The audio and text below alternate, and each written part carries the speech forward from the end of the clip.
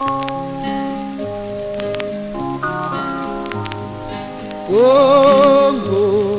ekolo na biso tobongisa yango. Congo, ekolo monene tobosana te. Congolaises, Congolais, mes chers compatriotes, le 31 décembre, une année s'est achevée. Une autre a commencé le 1er janvier 2018. Le cycle ininterrompu du temps, fidèle à lui-même, nous rappelle que nous n'avons pas d'autre choix que de composer avec lui pour en tirer le meilleur. Parce que le hasard ne peut pas gouverner le rapport au temps de la collectivité, le rendez-vous des ans nous offre l'occasion de faire le bilan de nos réalisations antérieures et de fixer l'agenda du calendrier qui commence. 2017 a été une année difficile. C'est le moins que l'on puisse en dire. Sous des considérations diverses, elle a charrié des épreuves multiples dans chacun de nos foyers. Ces épreuves ont d'abord été d'ordre personnel, puis elles ont pris avec virulence les formes économiques et financières. Dans l'ordre personnel, domaine des droits et libertés, il s'est agi de la continuation des violences faites à chacun d'entre nous dans notre intégrité physique et psychologique. Les effets néfastes de la contravention à l'ordre constitutionnel perpétrés les 20 et 25 octobre se poursuivent. Le gouvernement de fait de Brazzaville s'est entêté à défier les lois de la République. Il a perpétué son accaparement des pouvoirs de l'État et de ses emblèmes par la violence des armes. Plus que jamais, ces canons sont restés braqués sur le peuple et chacun des militants et dirigeants politiques qui luttent pour la libération nationale et le rétablissement de l'ordre constitutionnel. En 2017, les autorités autoproclamées de Brazzaville ont aussi été plus outrancières dans les atteintes aux droits fondamentaux de la personne et du citoyen. Avec tous les traits d'une organisation criminelle, elles ont pratiqué l'enlèvement, la séquestration, la torture et la disparition des personnes. Elles ont poursuivi la politique des fausses accusations, des arrestations arbitraires et des détentions prolongées sans procès. Le Congo est aujourd'hui le pays d'Afrique qui compte le plus de détenus politiques. Nous nous maintenons en tête du peloton depuis 2015. Les droits de la presse n'ont pas été épargnés. Les autorités autoproclamées de Brazzaville ont pratiqué systématiquement le bâillonnement des presses nationales et internationales par la corruption, les pressions, l'intimidation, les brutalités, l'emprisonnement des journalistes et des lanceurs d'alerte. En ces premiers jours de l'an 2018, l'État est encore otage des bandes armées et de leurs chefs. Dans l'ordre économique et financier, toutes les personnes qui vivent de leur salaire, pension et autres fruits de leurs efforts ont été victimes de la dégradation de la situation économique du pays. Le panier de la ménagère s'est progressivement vidé en quantité puis en qualité. L'épargne des familles a été sollicitée jusqu'à épuisement. Par plusieurs milliers, le peu de Congolais qui avaient des emplois dans le secteur privé ont été versés au chômage sans filet de sécurité. Notre système de sécurité sociale, toujours suspecté de ne porter que le nom, n'a pu démentir l'évidence. Des tensions sont nées dans les familles, nombreuses se sont déchirées. Dans un élan rapide vers les limites de son extension, le tissu social lui-même est menacé dans son intégrité. Mes chers compatriotes, grave, le mot est faible pour décrire la situation de notre pays. Le CHU de Brazzaville a fermé ses portes pendant plusieurs mois. Le Congo est devenu le seul pays au monde dont la capitale est incapable d'offrir des soins de santé à sa population. Presque 2 millions de personnes sont ainsi exposées aux risques sanitaires. La fermeture du CHU a été un drame national. Elle nous porte à nous regarder dans le miroir et à nous interroger sur ce que nous sommes devenus pour tout supporter, tout comprendre et tout expliquer. Certains en rient même pour ne pas avoir à en pleurer. Les autorités de fait, ces mêmes personnes à l'origine des maux dont notre pays est malade, accusent sans aucune pudeur la conjoncture internationale. Comme toujours, elles n'ont jamais tort. Elles ne commettent jamais aucune faute, aucune erreur.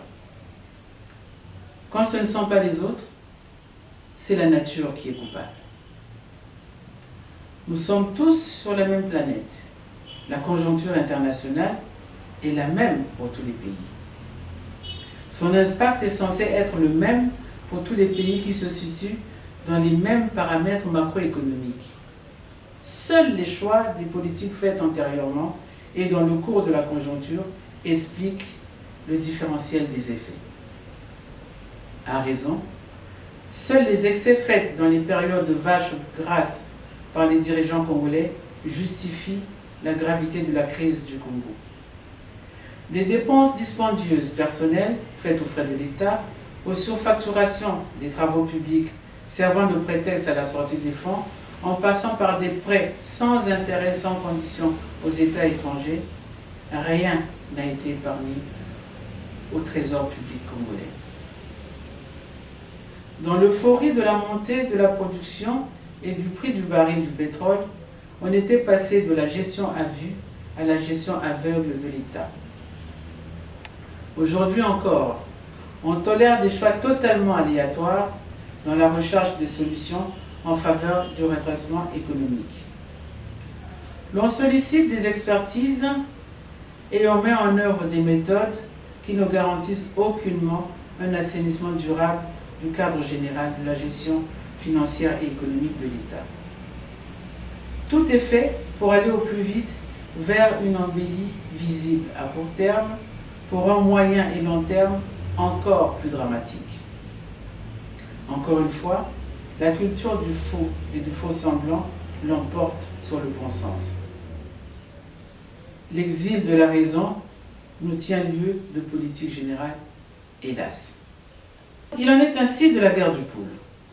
Comme elle avait commencé sans aucune explication objective, autre que l'intention de faire diversion pour faciliter la prestation de serment d'une élection volée, elle se termine par une volonté unilatérale mise en scène sous la forme d'un accord de cessez-le-feu des belligérants.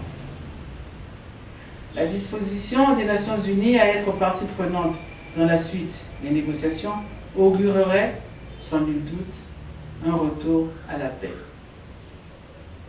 La Fédération de l'opposition congolaise, opposition politique extra-parlementaire, et tous ses dirigeants sont réellement satisfaits de voir s'éloigner le spectre des violences gratuites contre des personnes qui ne demandent qu'à vivre leur vie.